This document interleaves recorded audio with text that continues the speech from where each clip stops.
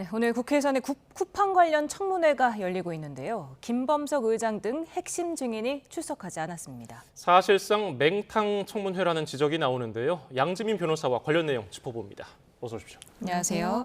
네, 지금 김범석 의장이 국회 출석을 5번째 지금 거부하고 있는 건데 고발 조치를 말했음에도 불구하고 전혀 타격감이 없는 겁니까? 그러니까 이제 외국인이라는 특성이 좀 반영이 된 것으로 보입니다. 그러니까 국회 증언법에 따르면 사실 우리 국내인이라고 한다면 어떠한 강제적으로 뭐 구인한다라든지 아니면 어떤 제재를 할 수 있는 강제적인 조치들이 존재하지만 현재 미국 시민권자이고 미국에서 머물고 있는 사실상의 외국인이라고 볼 수 있는 김 의장의 경우에는 아무리 이렇게 우리나라에서 뭐 강제 조치를 취하겠다라고 한들 이 부분에 있어서 실효성을 좀 확보하기는 한계가 있었다라는 좀 생각이 들고요. 그렇다 보니까 아무래도 이렇게 5번째 연이어서 불출석을 하게 된 것으로 보여집니다. 예, 현행법으로 실효성이 없으면 법을 만들어서라도 책임을 묻겠다는 게 지금 국회 분위기인데 어떤 카드가 있을까요? 일단은 우선적으로 뭐 고발하고 그러면 이제 수사가 개진이 되기는 될 겁니다. 다만 말씀드린 것처럼 외국인이고 외국에 체류 중인 상황이기 때문에 그 수사가 제대로 이루어지기는 좀 어려운 측면이 있는 것이고요. 그리고 이제 과방위에서는 청문회가 끝나는 즉시 국정조사 절차에 돌입하겠다라고 이야기를 하고 있는 상황입니다. 그래서 청문회라든지 별도의 국정조사라든지 국회 차원의 어떠한 별도 이 절차를 마련을 해서 쿠팡 측에 제재를 가한다라든지 계속해서 출석에 압박을 가하는 것이 2번째 이제 방안으로도 생각을 해볼 수가 있겠고 아니면 3번째 말씀해 주신 것처럼 별도의 법을 만들어서까지 사실 입국을 제재한다라든지 아니면 뭐 소급해서 적용하기는 어렵겠지만 쿠팡에게 압박을 가할 수 있는 전방위적인 뭐 입법 내지는 개정을 통해서 다가가 볼 수는 있겠습니다. 네. 오늘 쿠팡은 청문회 외국인 임원 2명을 내보냈는데요. 어땠는지 분위기 한번 보고 오겠습니다. As you are aware, I am the CEO of Coupang Korea, and I am the executive that's managing this issue. He hasn't told me anything about the incident. I have been reporting to him and to the board of directors about this incident and how we should respond. 브랜 매티스님께서는 물론 뭐 장모님, 처제, 아내, 안녕하세요 정도의 한국어를 구사하시지만 사실 여기서 의원님들이 논의하시는 내용들을 알아들으실 수는 없을 거라고 사료됩니다. 네, 한국어를 할 줄 모르는 임시 대표. 쿠팡은 정말 이렇게밖에 할 수 없는 겁니까? 아니면 일부러 이러는 겁니까? 뭐 하나의 전략이라고 볼 수도 있겠습니다. 일단 통역이 있다 보면 통역을 하는 데 있어서 시간이 굉장히 많이 소비가 될 수가 있겠고 쿠팡 입장에서는 곤욕스러운 질문에 이제 답을 할 수 있는 좀 시간을 벌 수 있다라는 측면도 있었을 것으로 보이고요.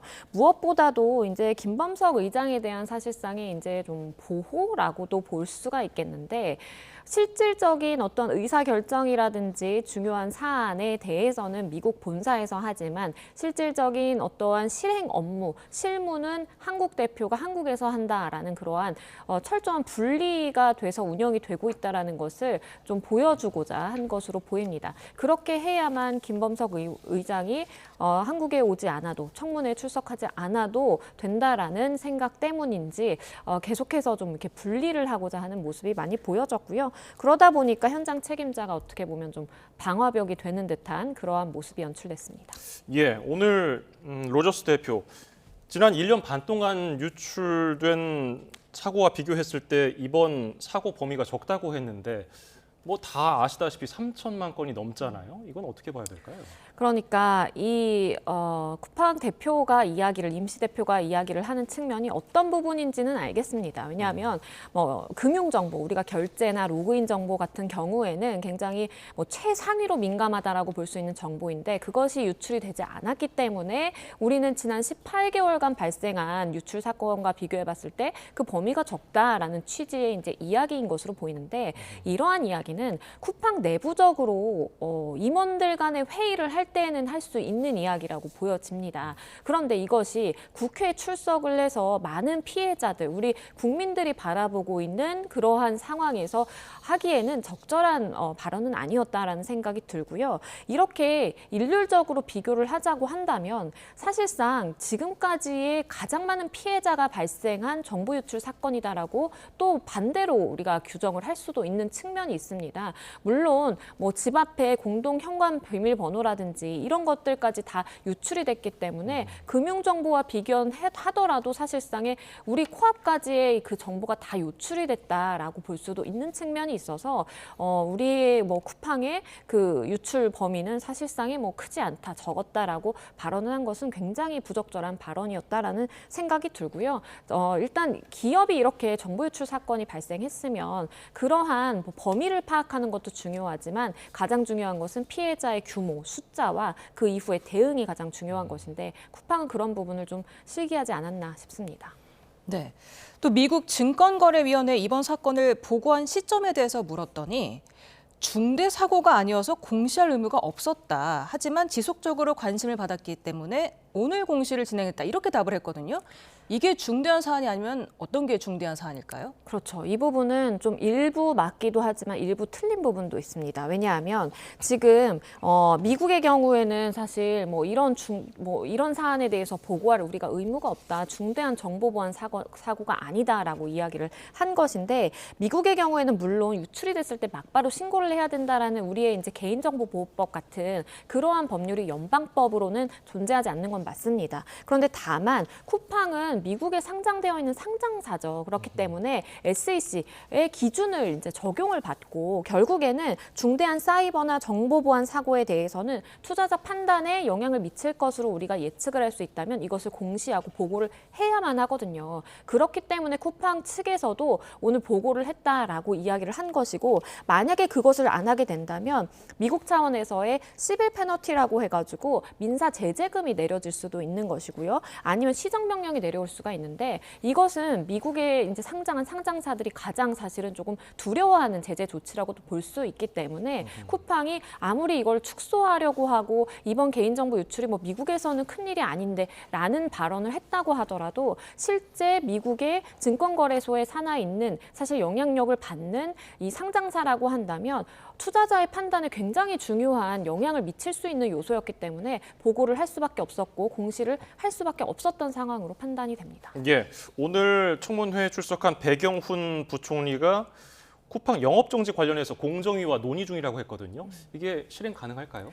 일단은 이제 공정위의 판단이 굉장히 좀 중요해 보입니다. 이것은 이제 개인정보보호법상의 이야기는 아니고요. 전자상거래법상의 이제 이야기입니다. 전자상거래법에 따르면 통신 판매로 소비자에게 재산상의 손해를 끼친 경우에는 시정 조치를 취할 수가 있고 아니면 영업 정지를 할 수가 있습니다. 그래서 쿠팡이 어쨌든 지금 통신 판매를 하는 전자상거래 플랫폼이라고 볼 수가 있겠고 많은 소비자가 개인정보 유출로 어떤 손실을 입었다라고 한다면 사실은 그러한 전제는 갖추었다라고 볼 수가 있겠습니다. 다만 만약에 시정 조치나 이런 것들이 내려지지 않고 막바로 영업 정지로 간다고 한다면 쿠팡 측에서는 반드시 그러한 처분에 대해서 취소한다라든지 다툼을 하는 행정소송을 벌일 가능성이 있겠고 그렇다면 현실적으로 영업 정지까지 이룰 수 있는지는 좀 미지수인 상황입니다. 네. 지금 김범석 의장에 대한 입국 제한법이 발의가 된 상태입니다. 입국을 제한하는 게 어떤 타격을 줄 수 있는 겁니까? 그러니까 이제 뭐 쉽게 얘기해서 우리가 유승준 씨, 스티브 유를 생각을 해보면 23년째 우리나라에 들어오지 못하고 있거든요. 그렇기 때문에 그러한 제재를 현실적으로 취해서라도 김범석 의장에 대해서 어떠한 뭐 제재를 가하겠다라는 취지인 것으로 읽힙니다. 출입국 관리법 일부 개정안, 국회 증언감정법 개정안이 일부 이제 나온 것이고 증인이 정당한 이유 없이 불출석하는 경우에는 법무부 장관의 입국 금지 요청을 할 수 있다라는 부분입니다. 지금도 이러한 입국 금지 조치의 경우에는 법무부 장관의 이제 재량에 맡겨져 있다라고 볼 수 있는데 국회에서 어떠한 출석을 안 할 때 그것을 이제 제한하거나 이제 건의를 할 수 있다라는 취지인 것이고 다만 이러한 입국 제한이라든지 어떠한 행정적인 제재를 하는 것이 김범석 의장에게 현실적으로 실효성 실효성 있게 다가갈 수 있느냐라고 생각을 한다면 그 부분은 조금 미지수일 수도 있겠습니다. 왜냐하면 김범석 의장이라는 사람이 미국 시민권자로서 사실상의 터전, 그러니까 삶의 터전과 기반이 좀 미국이라고 볼 수 있는 측면이 있어요. 그래서 뭐 나는 한국에 들어가지 않고서라도 지금처럼 다른 외국인이든 한국인이든 대표를 내세워서 한국의 비즈니스를 하게 하고 나는 미국에서 최고의 의사결정권자로서 의장으로서의 역할만 수행하겠다라고 한다면 뭐 한국에 입국을 하지 못하는 것에 대해서 큰 불편함을 느낀다라든지 아니면 오히려 나는 입국을 하지 못하기 때문에 한국에서의 뭐 수사 절차나 아니면 국회에서 요청하는 절차에 응할 수 없다라고 갈 수도 있기 때문에 이것은 실효성이 있을지는 좀 두고 봐야 될 문제라고 보여집니다. 예. 그리고 로저스 대표 오늘 청문회에서 책임감 있는 보상안을 마련해서 발표하겠다고 했는데 기존 입장을 반복하는 수준이었거든요. 실제로 소비자들이 어느 정도 보상을 받을 수 있을까요?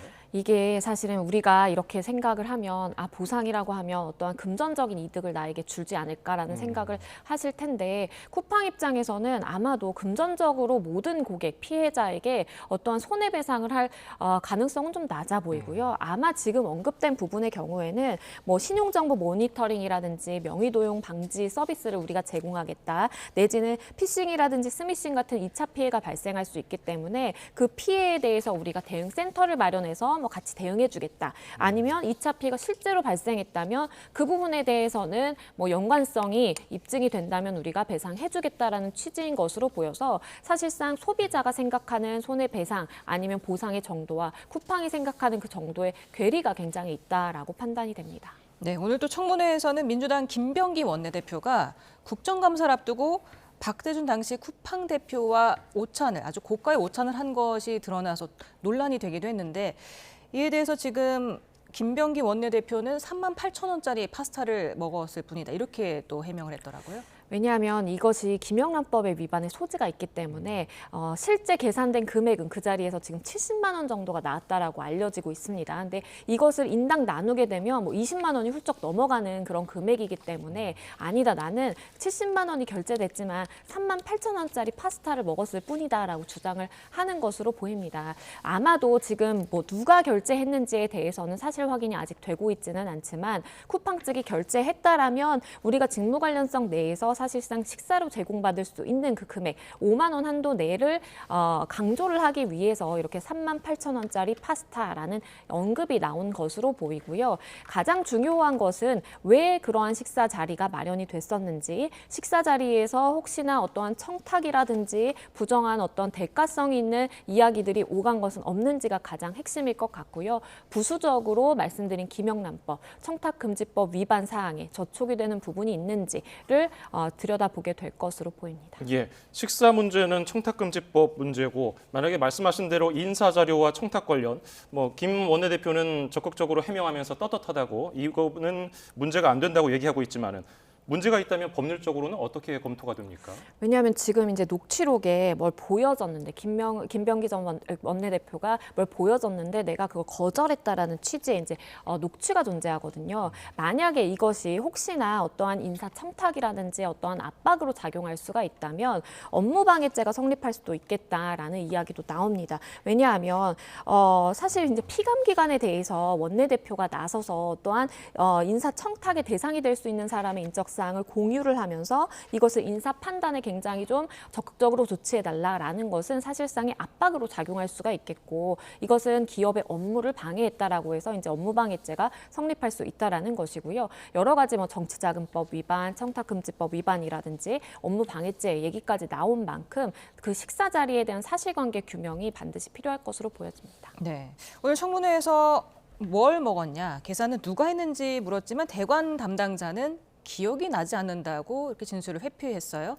그렇죠. 왜냐하면 지금 섣불리 이야기를 하는 것이 굉장히 민감한 사항일 수 있기 때문입니다. 식사 자리에서 지금 3명만 동석을 했는지 아니면 실질적으로 5명이 동석을 했다라는 이야기도 나오는데 그것은 말씀드린 것처럼 총 70만 원이라는 금액을 어떻게 나누어서 먹었는지가 청탁금지법 위반을 판단하는 데 있어서 굉장히 중요한 부분이고 그리고 그 자리에서 어떤 이야기가 오갔는지에 따라서 사실상 이 직무 관련성이 있다라고 볼 수 있는. 왜냐하면 쿠팡의 경우에는 피감기관이고 김병기 원내대표는 여당의 원내대표로서 어떤 영향력을 끼칠 수 있을 만한 그러한 직무 관련성이 인정될 수 있기 때문에 그 식사 자리에서 과연 어떠한 이야기가 나왔는지, 뭐 정례적으로 만나는 그런 자리였는지 아니면 이례적으로 어떤 목적성을 가지고 만남을 가지게 된 것인지 사실관계 확인이 필요해 보입니다. 예, 오늘 도움 말씀 여기까지 듣죠. 양지민 변호사였습니다. 고맙습니다. 감사합니다.